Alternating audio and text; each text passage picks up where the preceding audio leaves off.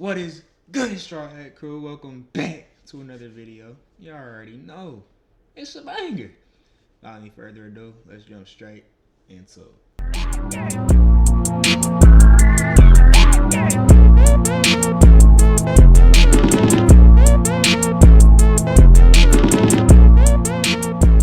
Alrighty, and for today's title, we got craziest September of all time. I think the COVID September was pretty crazy, or maybe it wasn't even during. No, it was during the whole year, so it was during September too.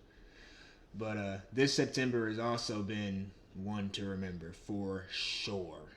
I've seen so much. That whole Charlie Kirk situation.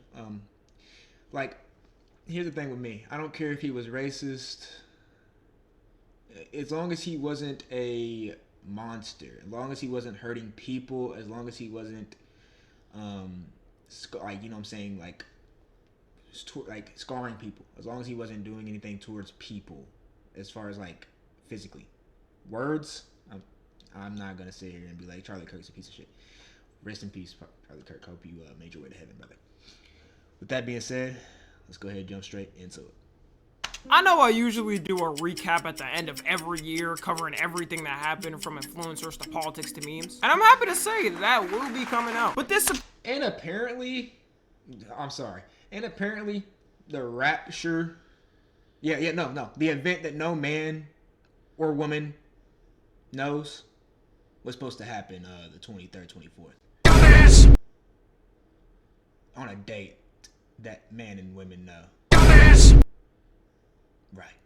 September, I just had to talk about it a little bit because people have been memeing on it and just saying, what the f is going on? Every day I'm waking up seeing a new jaw-dropping story across the world. As of recording, we're literally halfway through this month, and Charlie Kirk got assassinated, life was just found on Mars, Nepal overthrew its government, Roblox is getting sued by a YouTuber, Russia's invading Poland, a dead body was found in a music artist's car, and the Epstein files released. If this is 2025, we're not gonna survive 2026. I guess we can start off in order with Roblox getting sued by Law by Mike. Roblox has been going through the gutter ever since Schlepp made that exposed video on them. They've been losing billions and getting clowned on by the internet. Having politicians step up to fight against them, then getting sued by a state. I mean, when your game has animations like this, should we... I mean, shit, Roblox, nobody to blame but yourself. You seen what why would you ever ban the niggas that were helping your platform? Clearly, your security loopholes that you have in place aren't good enough. So either increase them by 100 folds, or let the people that were doing what they were doing continue to do what they do. You know what I'm saying? Let them continue to cook. Let them continue to do good. Unless you want these niggas on your site, Roblox. Be surprised. What the fuck, bro? This is so new gen.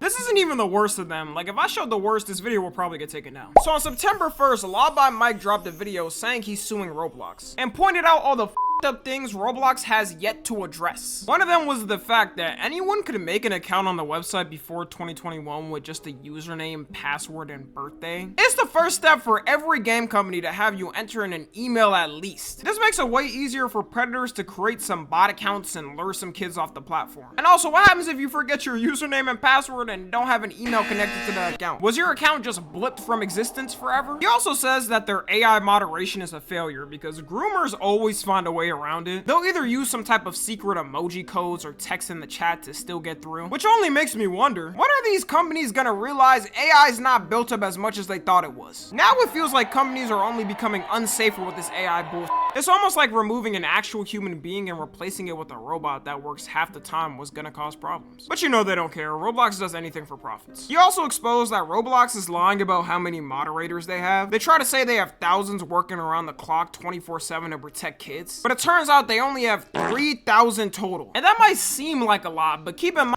but whenever you look at Roblox's numbers, yeah, it's not nothing. Roblox has well over 100 million active players a day, which is only growing every day with more kids joining. Those poor employees, I could only imagine how many requests they have to come through a day. It's always worse when you have less too, because you're gonna have employees making mistakes and they probably got some quota from David Baszucki to hit. I can imagine him looking down from above on them and giving an execution order when an employee makes a mistake. Because of all this, not Law bad. by Mike said he's now joining Schlepp's lawyer to help sue Roblox, and that anyone who's had a similar experience to Schlepp on Roblox can contact him so we can add them as well to it. Right now, Roblox is looking like Thanos after snapping. If they manage to win this, I'm gonna start buying the lottery again because anything is possible. Right after this, the Epstein files officially released to the public. Well, actually, not fully released, just partially. The fact that 33,000 pages being released is only partially makes me sick to my stomach. This was really the devil, bro. How did we live on the same planet as him? But randomly out of nowhere, a government branch decided to force Epstein's estate to release his 50th birthday. So wait,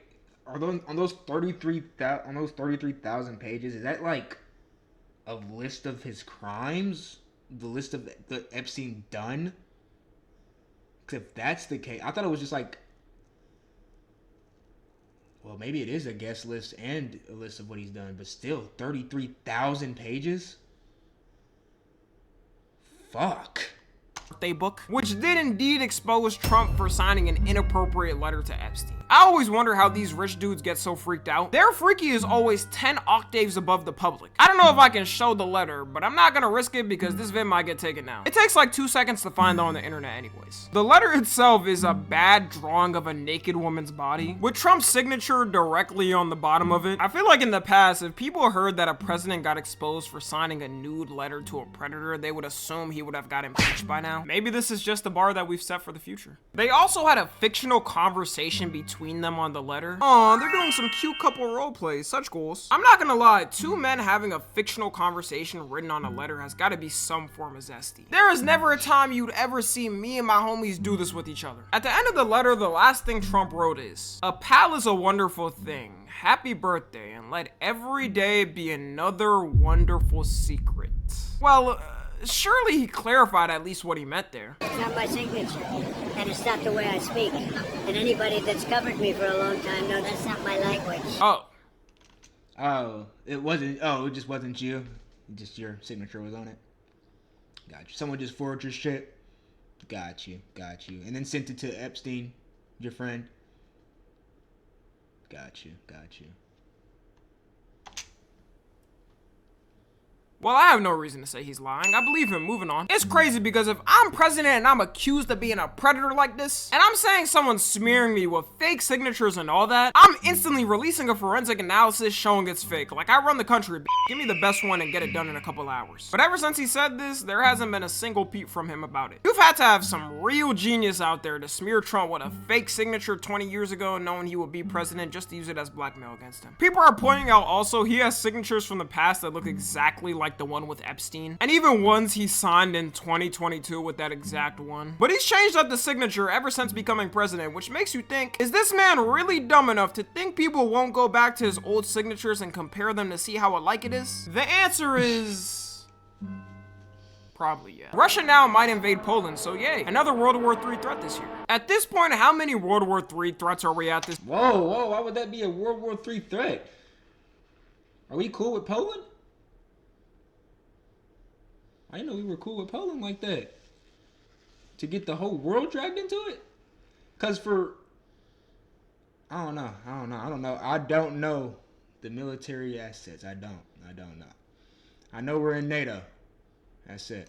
Here, because every month I'm hearing a rumor that the may start up and I'm gonna have to get ready to be drafted. This month, Russia decided to send drones to Poland's airspace, which they say was an accident and they weren't intentionally aimed there. What's up with these governments thinking people in the world don't have brains like them? It's actually disrespectful because they deadass think we're all toddlers and can't tell what's real and what's not. Although nothing was really damaged and the drones turned out to be decoys apparently, Poland was not messing around with these.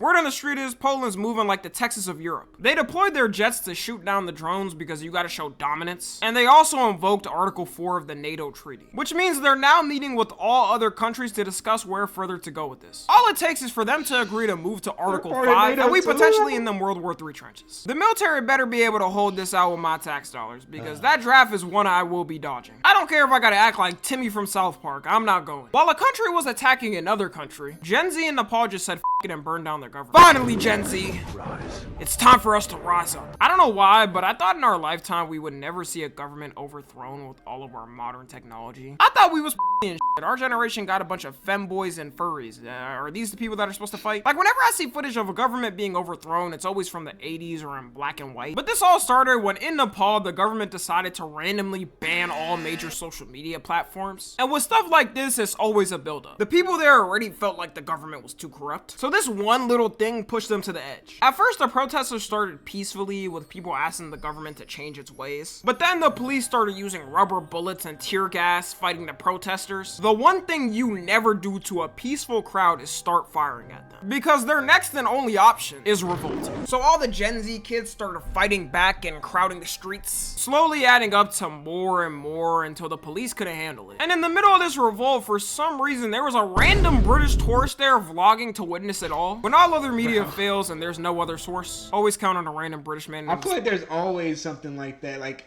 anytime something crazy is going on, there's always just a random British reporter. I'm here with... Oh, Chinese man. country reporting it.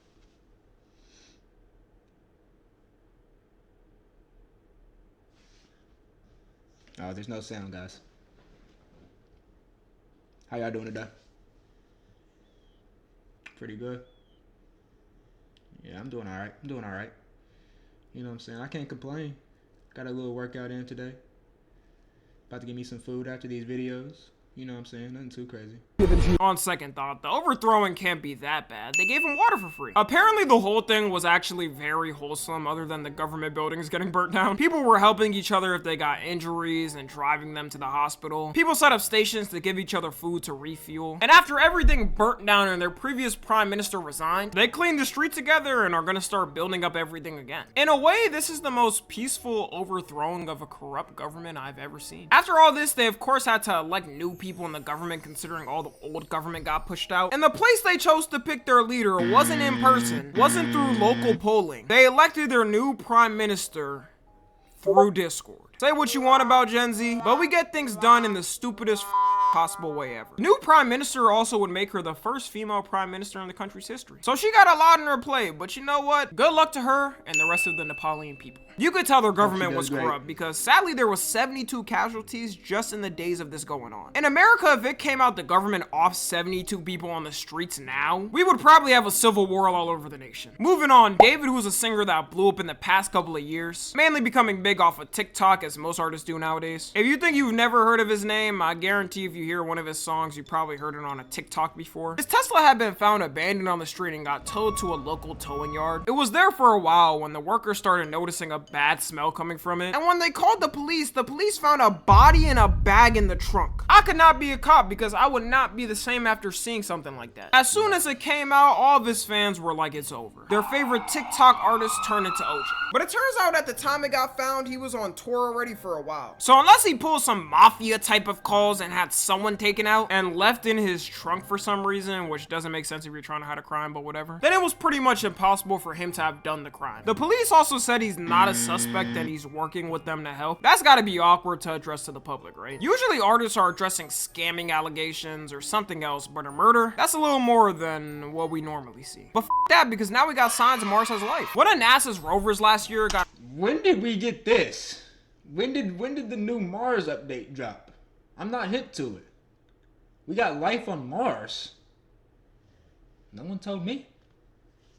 A rock sample from Mars. And that specific rock sample is also connected to an ancient river on the planet. They say the Mars rocks are about 3.2 to 3.8 billion years old. Whenever I see stats like this, it's always crazy because it shows our lives are literally nothing in the grand scheme of things. I don't even believe the universe is that old for real. Show me some 4K footage that I'll start believing. The scientists found minerals on the rock that can be linked to life-friendly signs, which they match with the ones we have here. It also had elements like carbon, which is linked to microbiolife. The problem is, since we're on Earth and nobody's there, we can't fully confirm if it's 100% accurate. We have to manage on the rovers, which always have to break for some reason. But if they confirm it's true, it's the strongest evidence that Mars once had life like us or has life on it now. If they are there, I say we leave them alone. It would be kind of cool to chop it up with the alien and ask it how its life is going. Maybe have a little smoke sesh with it and get high. But we'll just drag them into our planet and all the bull we caused. They're probably gonna look at us like, damn, I know we're kind of up, but damn, being born a human is crazy. And for the last one, that's probably the most craziest thing that happened this month. You've all heard by now, but political commentator Charlie Kirk got assassinated in broad daylight. If y'all know me and my stances, y'all probably already know what I'm gonna say. Political violence is never the answer and doesn't solve anything. And judging from the reaction and the fallout from it, people are even more split than they already were. You got the dumbest of sides, one side laughing at a man getting gruesomely murked in front of hundreds of people, and the other side saying it's a civil war now and it's time to get locked and loaded.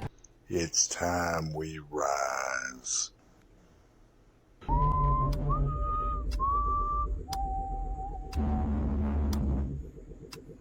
Why is Andrew Tate tweeting civil war? Don't even live here. Worry about your sex trafficking cases and crypto scams. Stop worrying. Y'all gotta get off this man. Y'all got to get off this man. For real. Civil war? Over what? Over one?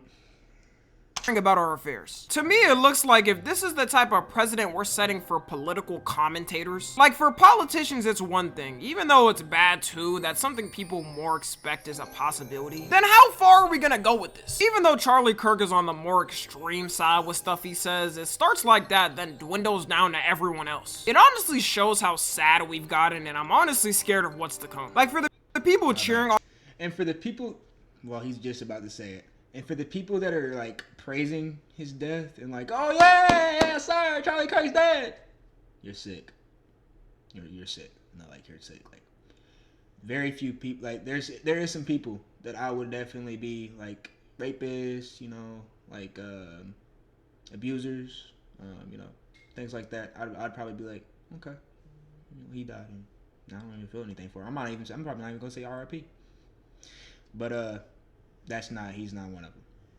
He's definitely not one of them. As far as I know, from what I know about him, he's definitely not one of the people I feel that way about. Online about this, now the other side is pissed and some insane person out there is probably gonna try to get some type of retaliation on a person or a group of people that are innocent as well. It's gonna be a never-ending problem, which is why it should be condemned. Is it now valid for you to get murked on the street because you had a disagreement with someone politically? Now that I've said that, even though I feel bad for his kids and I hope they can get through life well dealing with this, I'm not about to sit here and act like I'm actively crying and mourning the guy. Like, two things can be true at once. It can be true that he didn't deserve to go like that and gun violence is bad, but also I'm not gonna mourn someone who sent hate to all types of groups all the time. Charlie Kirk got one of the worst digital footprints on the internet. There's that clip people are posting everywhere when he's talking about the Second Amendment. I think it's worth it.